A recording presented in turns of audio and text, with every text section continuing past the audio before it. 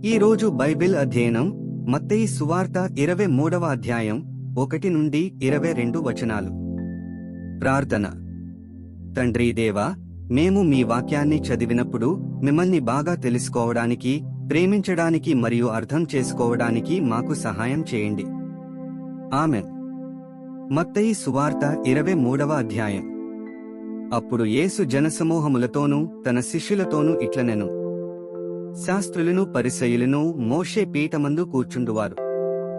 గనుక వారు మీతో చెప్పువాటినన్నిటినీ అనుసరించి గైకొనుడి, అయినను వారి క్రియల చొప్పున చేయకుడి, వారు చెప్పుదరేగాని చేయరు. మోయశక్యము కాని భారమైన బరువులు కట్టి మనుష్యుల భుజముల మీద వారు పెట్టుదరేగాని తమ వ్రేలితోనైన వాటిని కదలింపనొలరు. మనుష్యులకు కనబడు నిమిత్తము తమ పనులన్నీయు చేయుదురు, తమ రక్షరేకులు వెడల్పుగాను తమ చెంగులు పెద్దవిగాను చేయుదురు. విందులలో అగ్రస్థానములను, సమాజ మందిరములలో అగ్రపీఠములను, సంత వీధులలో వందనములను మనుష్యుల చేత బోధకులని పిలువబడుటయు కోరుదురు. మీరైతే బోధకులని పిలువబడవద్దు, ఒక్కడే మీ బోధకుడు, మీరందరూ సహోదరులు.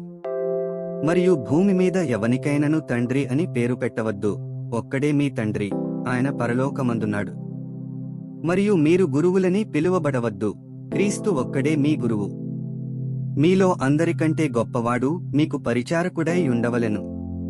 తను తాను హెచ్చించుకునువాడు తగ్గింపబడును, తన్ను తాను తగ్గించుకునువాడు హెచ్చింపబడును.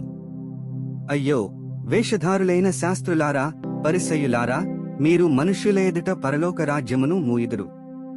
మీరందులో ప్రవేశింపరు, ప్రవేశించువారిని ప్రవేశింపనీయరు.